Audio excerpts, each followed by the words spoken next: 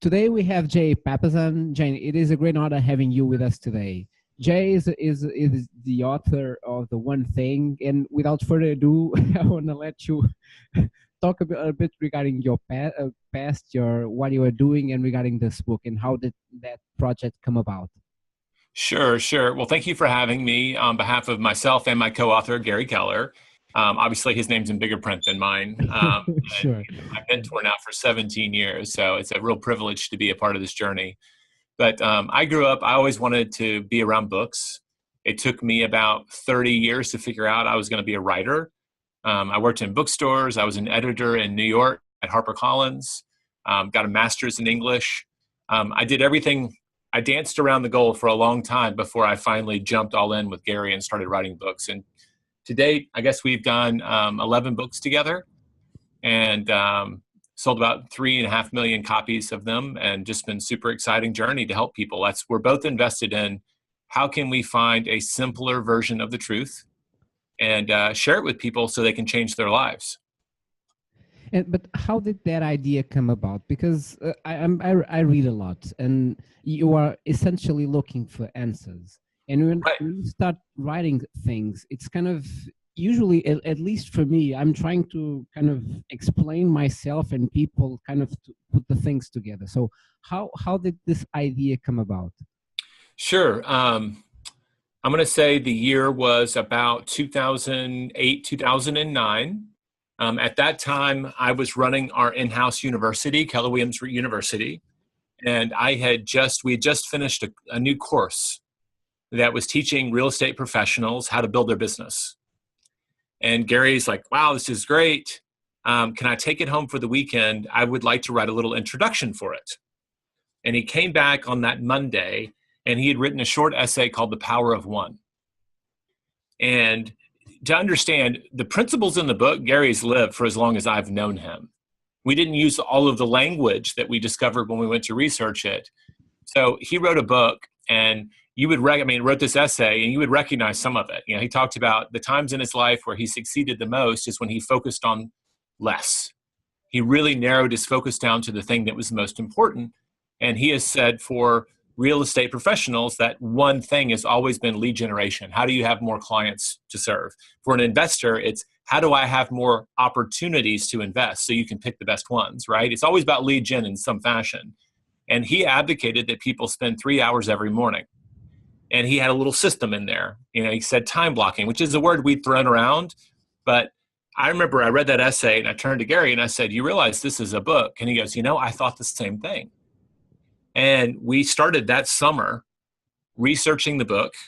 We hired 2 full-time researchers, and we ended up spending about 5 years, 4.5 years researching and writing the book and taking the hypothesis, like this is the way Gary sets goals. This is the way he manages his time. And then we tried to line up tons and tons of research and interviews with people who are top performers to say, is this truly something that top performers have in common? Because I don't want to write a book about what Jay does. And Gary didn't want to make it about him. We wanted to make it about simple truths. And so we invested a lot of time in it. And I'll be honest, the funny story is the market, you know, in the United States crashed. So halfway through a book on focus, we got distracted and wrote another book right in the middle of the journey because we had to. It was the one thing for our company to write a book called Shift, which our agents needed desperately. And then we got back on the horse, and this book came out. And so that was the idea. It came from like a 4-page essay. I wish I still had it. It's still in the course. I could find it. I wish I had that. He wrote it out in pencil, right, on his notebook, and I photocopied it. But that's where the book started, was just a notion about how to get more out of your business.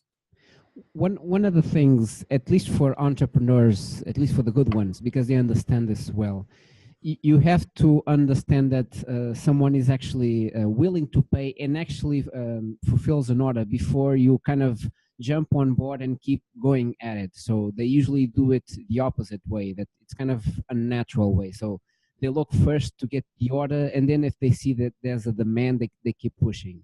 What I would like to know is, with all your busy schedule, and I would imagine that Gary's the same thing, did you kind of test this with the markets, kind of chunks of it, see a chapter or two, and then kept going? Or was this kind of an internal thing that you just had to kind of put on paper because it was so important for you guys? It's a little bit of both. So we had two full-time researchers. We had Vicky Lukachik, who's still with me today, and Kyla McGee, and we credited them both. And they both had different strengths. But when we had a hypothesis, right, we framed out the book. We felt like these are the important things. You know, we had the lies, we had the truth, we had the different sections of the book. That was our frame. Sure. And then we gave them months and months and months and said, go find stories, quotes, and research that either backs up or refutes these ideas. So the initial test was, are there anecdotal and actual scientific research that's for or against these ideas? So some of the ideas never made it to the writing process because science said, you know what, a lot of people believe that, but it's just not true, right? That's like a big part of the front of the book is all those ideas. We turned a lot of it into content, right? We flipped it. These ideas that we think are about productivity that really aren't. And we kept the most important lies of productivity, and some of it just never made it into the book. And then part of our process, if you just want to understand our process, we're part of a training organization, right? We're the largest real estate company in the world, and we're known as a training company. We've been, in the last 5 years, in the top 5 training companies in the world by Training Magazine. And we do this. So one of the things we do is when we have a book and we have it in outline format, instead of, we send it out, the manuscript, to at least 100 readers. That's, a lot of people do that. But we teach the book too. So for about a year and a half before the book was finished, we would take pieces of the book and teach it to a live audience. And what's great about that, it's not the same as reading a book, but you thought this amazing story was going to be great. And the audience is like, you know, they're falling asleep. And then there's things that you thought were just kind of whatever, and everybody's really excited and asking questions. And so you get a real feedback loop, and it's really fast because in one day, I can teach this entire book. So we were able to get through all the concepts multiple times and find out what resonated and what didn't resonate, what was confusing and what was clear. And that was a big part of our process. It always is. And what were some of the ideas? Because we are doing, this is kind of the one thing 2.0. This is kind of the advanced class because we are on a. Because you've been living it. Yeah. We are at a point that everyone that is on this channel already read the book, so they relate to this.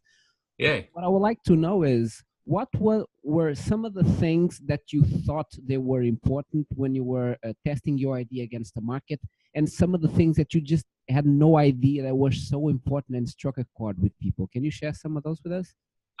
I vastly underestimated how enthusiastic people would be about finding out that multitasking was a lie. A lot of people fought it. Like, it was a very controversial thing when we brought it out. Most people still believed in it, even though all the research says it's nonsense. And so I underestimated how often people would want me to teach that part of the book. And frankly, it's the part of the book that is worn out the most in me. Like, really, I have to talk about multitasking again. Don't we know this already? And the truth is we don't. But that took me by surprise. One thing that didn't make it into the book that if we were to do a second edition probably would, right? So this is a variation on your question. We had a section called the low-hanging fruit is a lie. And at the time, we thought it wasn't important enough to be in the book. But in coaching and training, it comes up all the time. And you're familiar with the book. Your listeners are familiar with the book. When we talk about goal setting to the now, right? How do you line up what I'm doing this week with your big goal in the future, right? There's a process working backwards from a big goal so that what you do this week lines up with this month, with this year, with your 5-year goals, and so on. The problem with low-hanging fruit as a business person is someone might say, oh, Jay, you should go write a book on this. And you're like, wow, that's a great idea. And you do the math and you're like, wow, we could add a lot of money to our fourth quarter if we do this idea. But if you don't have a clear path to where you're going, you may realize that you have this line, right? This is your trip. Well, the low-hanging fruit is off the beaten path. And worst case, it might be in the opposite direction. And so I think a lot of times these short, urgent opportunities actually are massive distractions, even if they're profitable. Like everything in your business will go, wow, that's a great move, but it takes you in the wrong direction, and you start building resources and throwing hours at things that are moving you farther away from where you want to be. Does that make sense? Yeah, but So those are two that stand out to me. that is important, because if you are trying to figure out what people need, trying to serve them, they don't have a clue. They have a bunch of stuff that they need to solve out. And if you are asking people for how to kind of move, this is what you're saying, they are probably going to send you like a couple of hanging fruit, and you just don't know where to use your resources. And on this thought, because I think is really important, how did you guys remain focused regarding finishing the project and not kind of split siding into kind of the next shiny object syndrome, so to speak? Well, I can tell you, we already confessed, right in the middle of writing this book, we stopped and wrote a whole other book. Sure. But we're part of a real estate company, and we were, facing the worst real estate recession since the Great Recession in the 1920s. So our one thing changed. That's different from being distracted. And we really debated it. Do we need to finish this work? Because if we leave it, we know it's going to take us that much longer, because we have to go back, find where we were, and restart the process, which is very painful. Or we may never come back to it at all. So it was a very difficult decision for us to move off. But in general, Gary is incredibly disciplined when he believes that we've done the hard work of asking the question, what's our one thing? And we really feel like we've done that work and found the right answer. He's had a lot of practice saying everything else out of the way. And together we held each other accountable. And I'll give a shout out. Our publisher, Ray Bard, was a tremendous ally in this process as well. We were 2 years late. Here's a publisher. We courted him for 3.5 years to get him to take the book. But Ray Bard only publishes one book a year. How perfect, right? For us, that he would be focused on one book at a time. And so he gave up all of his income for 1 year to stay with us. So he was there too, always, every week, communicating with us. So how's the manuscript? The closest we came to really making a bad decision, the final manuscript, it was probably July of 2012. We were finishing up the manuscript. The book was published in April of 2013. And the manuscript was running 440 pages long. And we had case studies, right? How would an executive assistant live the book? How would an executive? How would an independent contractor? We had all these case studies on how to do it with your health. And they were, all through the book. We had a whole chapter that was building up how distractions had grown in our lives. We went all the way back to the Stone Age, right? It was like 30 pages of how every year we seemed to have more. Right? And we all felt this. And I remember our publisher sent it to us and said, the book is great, but when someone buys a book called The One Thing, they don't want a doorstop. I think we have to apply the principles of The One Thing to the book and cut. And we cut about 40% of the manuscript in 1 month. And I don't know what your version looks like, but the final book is 220 pages. So we cut almost 200 pages out of the book. And I think that's what actually was the magic, that last right at the finish line when you're so ready to be done. And I got to tell you, at that point, we'd rewritten and rewritten and rewritten and taught and rewritten and taught and rewritten. We were so ready to be done. And with Ray's help, and Gary was a supporter too. He goes, I don't want to do it either. We canceled vacations. We went back in the writing room and we made those hard emotional cuts. They call it killing your darlings in writing, right? Faulkner said, murder your darlings. And so there were things that we were very attached to as authors that we just cut. And they became content on the blog and other things, but that was the last step. And so I would just say, how do we stay focused? We were very clear on our outcome. The subtitle says the surprisingly simple truth, not complicated truth. So we knew we had to keep it simple, and it had to be related to extraordinary, not average. And so by applying those criteria to every chapter and saying we've got to deliver what we're promising, we made it to the finish line. And it took Gary, me, and Ray and our spouses supporting us, right? I mean, it took a team to get over the finish line, because I guarantee you, just like everybody else, we really were ready to be done. And we wanted to say good is good enough. But the difference between good and great sometimes is just in 5 years, it was just one extra month of work, I think, that really made the difference. So from the moment that you guys started to the day of conclusion, what was the time span? How long did it take you to write the whole thing? Well, considering we stopped for about 6 months to write a book called Shift, the full journey was about 4.5 years, a little bit more than 4.5 years. And it was like every day, just to understand kind of your agenda, you were in Gary Keller's agenda. It was like every day you would meet on Sundays, like 2 or 3 hours every day. This is because this. No, we time blocked. Yeah. So, I mean, he's obviously chairman of the board of a very large company. Sure. My wife and I have a real estate team that we run. I have a department to run for the company. In general, we would time block from 10 to 2, 4 days a week. And towards the end, we would block from 10 a.m. to 4 p.m.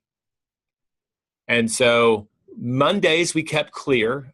I would have loved to have written. We did write on some Mondays, but we have teams. And that was the day that we would meet with our teams, make sure that they knew their one thing and they could go out in the world and stay focused. And then we would retreat to our writing room from 10 to 2 or 10 to 4 for the other 4 days of the week. And I know in the book we talk about starting earlier than 10. But what we found is if we went in at 8 a.m., people were knocking on our door. And they weren't respecting the boundaries because there were critical things happening. So if we came in at 8, met with our leaders for the urgent stuff, we called it clearing the decks. Then we could go in at 10 o'clock and have a free mind and a free plate to really focus on our one thing. So a little trial and error. I actually write better earlier than that, but the business and the timing required us to start a little later. One of the things that at least is happening to me, so and since you are such an accomplished, I'm going to grab my journal. Hold on real quick. Sure. This is, I do a paper calendar, and you're going to laugh. I'm going to show you February because we're not there yet. I don't know that you can see this. You see those little circles with a W in them? Yep. Those are writing days. So when I look at my month, one of the first thing that goes on is how many writing days do I have this month? So that habit that we did for 4.5 years, we continue to do. And I block time for the next book and the next book. But that is, other than my vacation, that's the first thing that goes on my calendar. And that's how we kept track. If we were traveling, I would look up and go, wow, I'm only getting 10 writing days this month. And I would start canceling things to catch up because that's not enough. Okay. One of the things that I wanted to know, because I read a lot. I really read a lot. I like two books a day minimum. So I'm. Wow. I'm Are you a speed reader? Yeah, but not just for the sake of speed. It's kind of, I'm dyslexic and I have a lot of trouble kind of reading written things. So I actually have to hear them.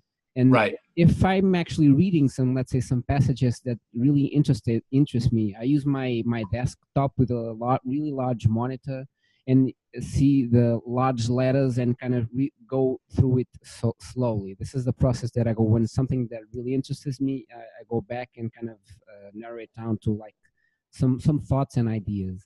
And lately, I've been having this urge to write things down and thoughts down. And what I wanted for you to guide us, at least for some of our listeners, is what's your writing process? It's kind of, because it's such a large elephant, kind of it's one chunk at a time. How do you kind of plan your thing in order to kind of start writing a book? Can you share some thoughts with us? Sure. I mean, I gave you the biggest hint. If you intend to write, you need to find a consistent time, and time block it. Okay. And I know people who write 7 days a week because they're self-employed. They may not have a team, and they just launch their days with writing. Some people write late at night. I think Tim Ferriss writes really late at night. My energy and thinking is not as clear. I used to write late at night before I had kids, and now I have to do it in the mornings. So find a time, and then every day you have to write. And I'll tell you, some days are productive and some days aren't. But the fundamental thing is if you're not writing, you'll never get to the end of the book. Sure. And I don't give myself deadlines. I don't try to do it too fast because at the end of the day, quality wins. And so some books we've done in as little as 6 months and some have taken years. And it really depends on the topic and how internalized the information is for us to move forward. But we do a lot of research. I have 2 full-time researchers. So we have books and books and books of research that we go through before we write so that it's not just our ideas. We want it to be a process. So do you start with the chapters first and then kind of go around each chapter in order to finish it, or what's your process to kind of separate things into smaller chunks? Well, I can only speak to books around how to, because that's what we write. They're books about how to do something. So we start with what we believe is a provocative question, right? What's something that someone wants to achieve? And then we frame out a hypothesis for how, based on our experience, our contacts, like what is we think is the answer. And then we spend probably 50% of the whole writing process going and looking for the best answers. One of the fundamental beliefs I have is if you want to learn how to climb Mount Everest, okay, then go talk to the 10 people who've climbed it more often than anyone else and look for what they have in common. Now, the beauty of talking to people, sometimes you can't actually talk to people because they're dead. But what did they leave behind, right? They left behind their books on how I did it. So we read books, we read articles, and we say, so who are the best managers of their time? Or who are the best Olympic swimmers? Now, what do they have in common in their approach? And the beauty of that is, if you find 10 exceptional performers, almost all of them have something that's uniquely about them, but you'll find a very common approach between them. And that usually is the truth that you can share with other people. They may not become an Olympic swimmer, they may not climb Mount Everest, but they'll be using the biggest possible model for getting there. And by the way, it's often very few things that they have in common. It's not a whole bunch of stuff. At the very top, to get to the very top of any industry, there's usually very few things that matter. And the people who are the most consistent and give those things the most resources tend to win. So the surprising thing is the answers kind of become simpler the longer you look, but you have to go and look for lots of answers and then say, what do these top performers have in common? So that's a fundamental belief, and we call that modeling. How do we model this part of the book? Who have we learned from? What's the science? What do the top performers tell us? Now, can we map this out?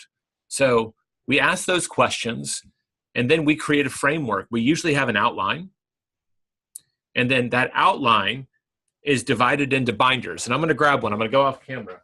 So here's a binder right here, old-fashioned binder. You can do this online too, but I like to read things and write. And in it are stories, research, anecdotes, all around one chapter of the book.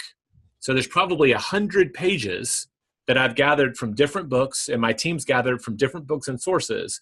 And when it comes time to write this chapter, I will live in this notebook for about a week and take notes and then draw outline after outline.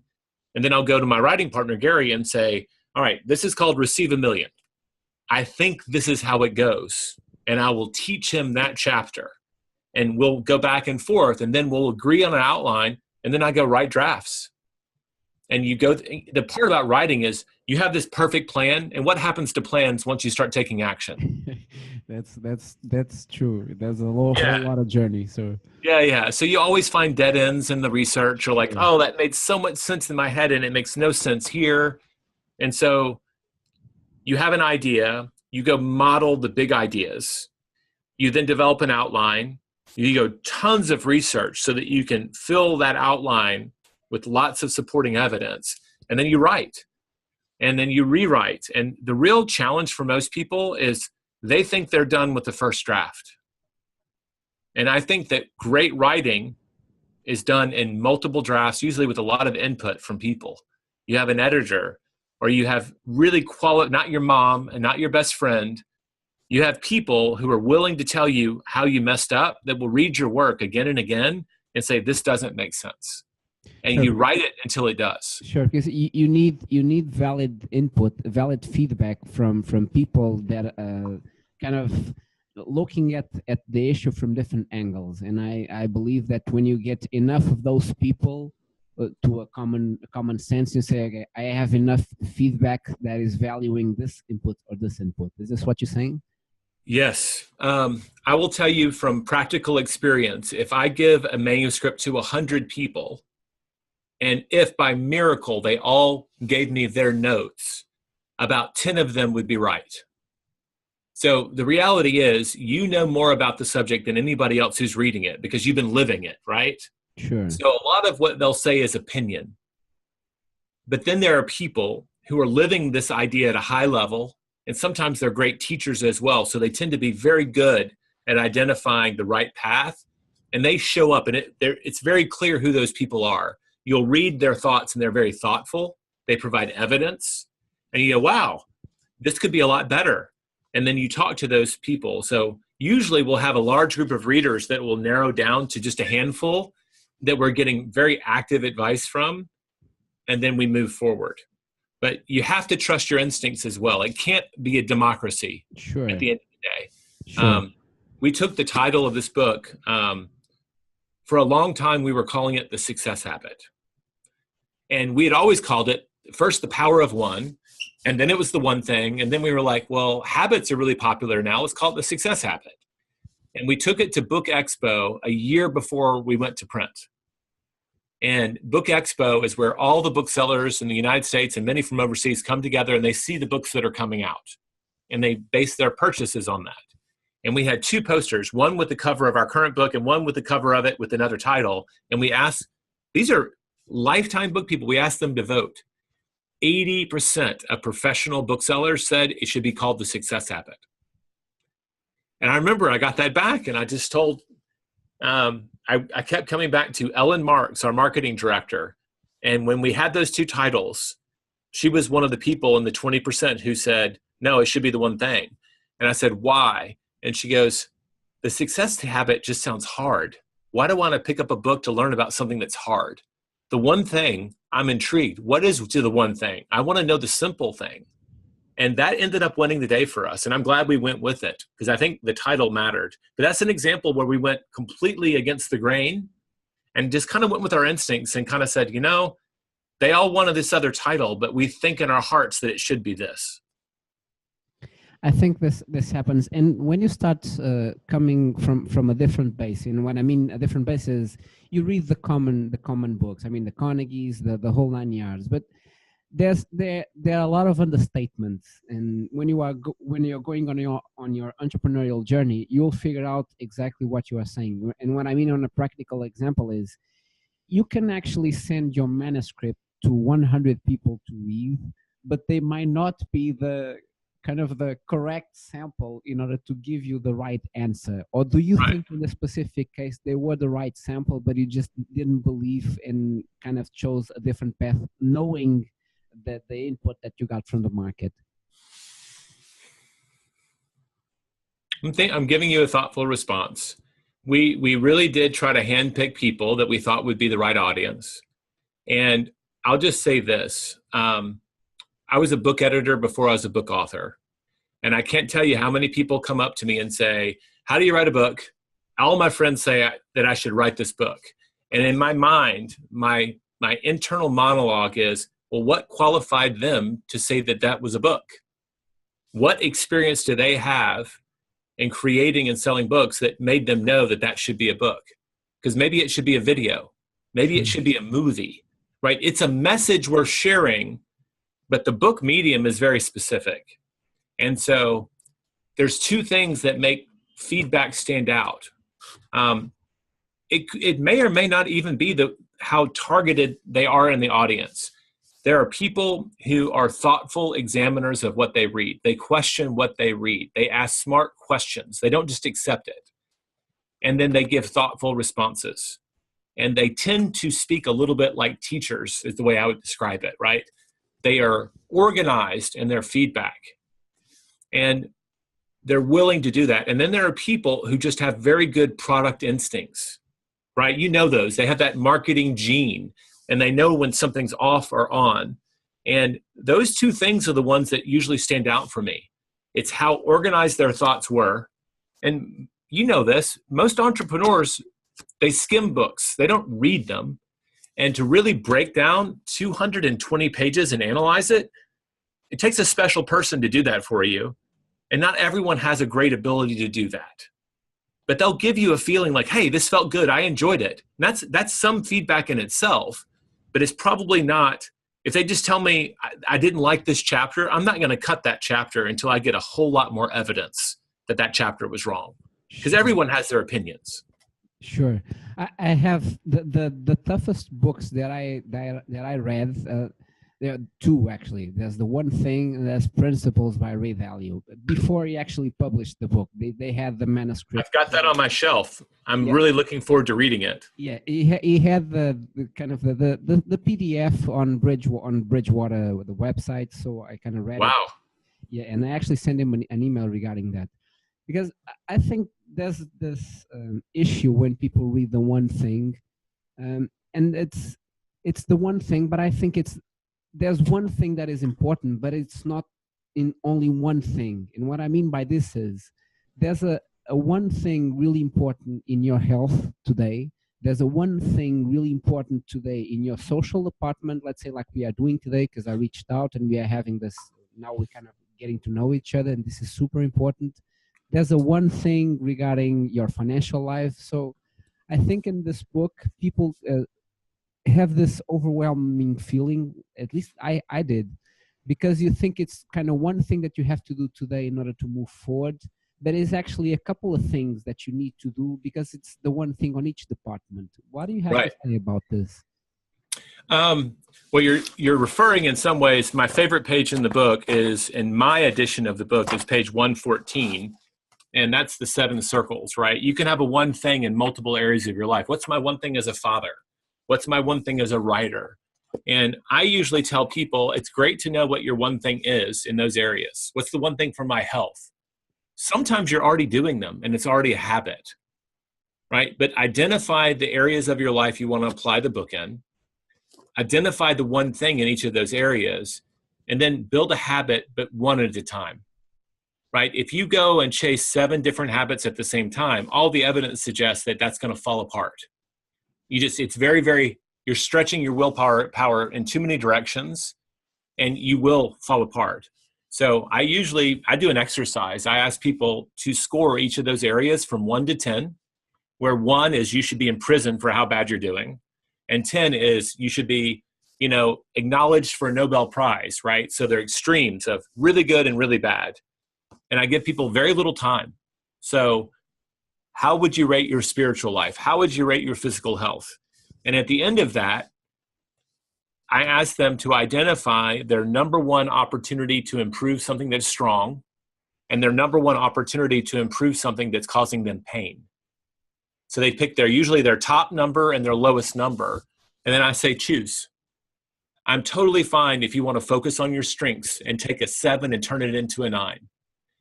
Or, and almost everyone chooses this one, they'll take a 3 and want to turn it into a 5. Because if they have a 3 in their personal life, they don't feel good. They're not happy. And here's the beautiful thing. By focusing on just one area, we briefly mention it in the book. All of our experience, we have 900 people in our community who are living the book. We've had over 1,000 people go through time blocking mastery. There's a halo effect. When people take active control over one area of their life and build a positive habit to support it, other things magically start falling into place. They're not even focused on them, but their discipline and success, no matter how small in one area, creates a halo effect. So I usually tell people, trust the dominoes, start small, build a power habit in this area. I mean, you're already reading 2 books a day. I mean, I'm so impressed by that, right? So you can take a habit and build on it or focus on another area that you're weak in, and it will spill over into the other areas of your life. But it starts with awareness, and then you have to pick one, and then trust that when you really get that thing going, it's going to impact the other areas. Because everything about my experience with the book and the research says, if you try to focus on too many things, you're really going to struggle. I agree. I agree with that, because you need energy to double down on one thing in order to improve. And I think people have this. All of us, we have these biases. You are looking to get something, but you don't actually know how long it's going to take you until you kind of actually get it. Doesn't mean you won't. It just, I think most people, and I think all of us kind of suffer for this time to time, I believe. If if you are doing something new because you haven't gone there before, by definition is an experience, and an experience by definition involves trial and error. You're going to fail 9 out of 10 times, or some statistic.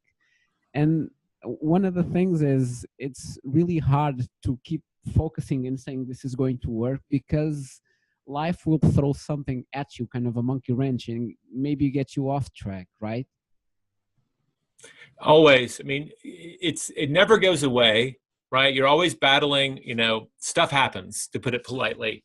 And I think that I'm trying to think of who the example was. I think it's the Lee Cockerell.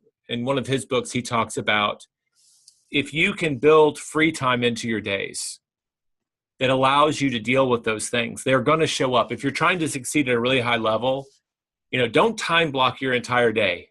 Don't have your day so full, there's no room for the chaos that's inevitable, because that will create a cascade of problems. So go into every week prepared for it. Like, every week has its own surprise, right? Your kid's going to get sick. You're going to have a flat tire on the way to work. One of your best customers is going to leave you. A team member is going to quit.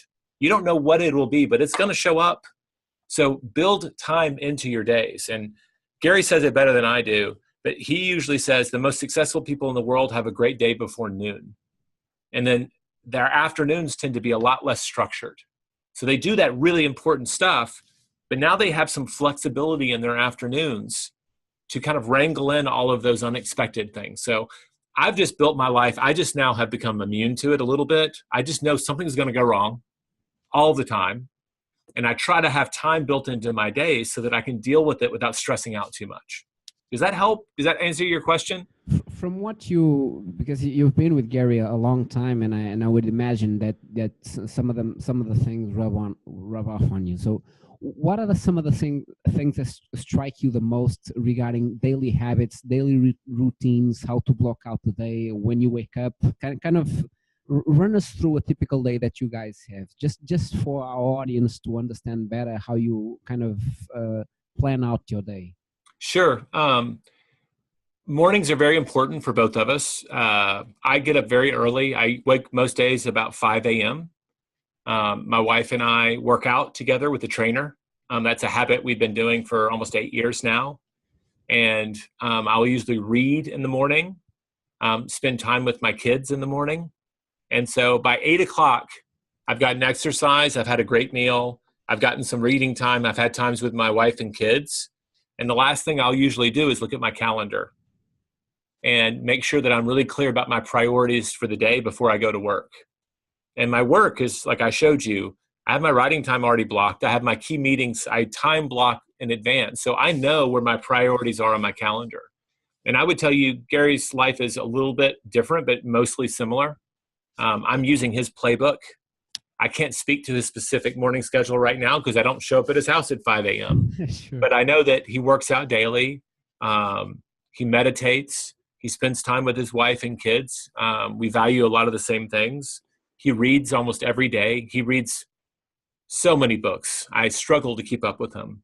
So he's always feeding his mind and always working on his personal development time. And he often gets more done before 8 a.m. than a lot of people get done in their days, the important stuff. And then we come in and tackle our days at work.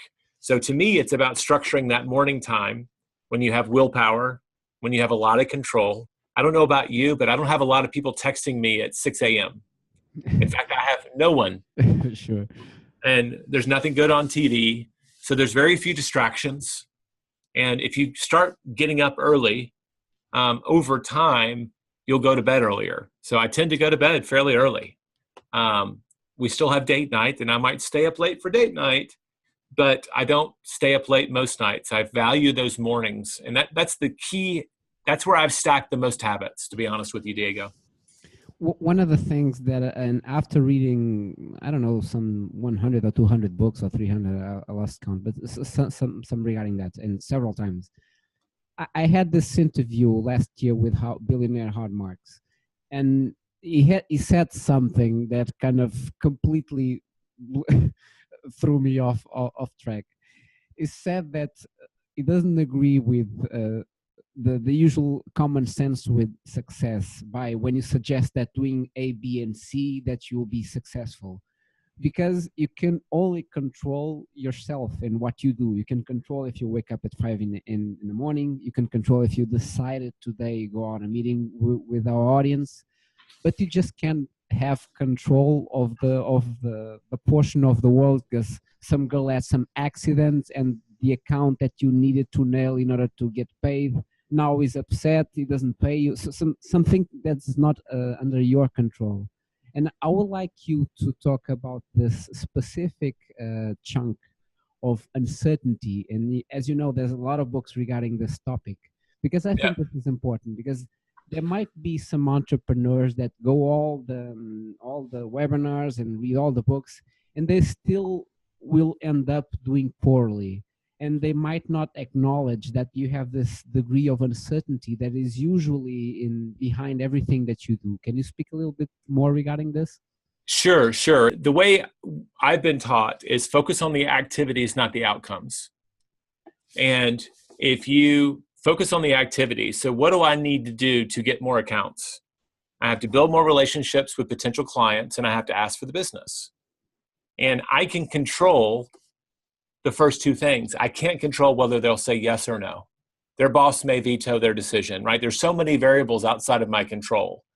And so you try to build your pipeline of whatever your business is around the activities that you can control and what are my expected outcomes. If I am expect to close 1 out of 3 relationships, right? Let's just say every other relationship is going to turn into a close this year. And I want to close 100 transactions. Well, how many relationships do I have to build? Well, 200. Well, the problem with that is the math says yes, but now you're trying to just hit your exact goal. And every time I've done that, life has shown me something unexpected and I've fallen short. And so generally, you take those activities, your expected outcomes, and you do some massive percentage above what you think you need. So now you're going to achieve your goals at a much faster rate.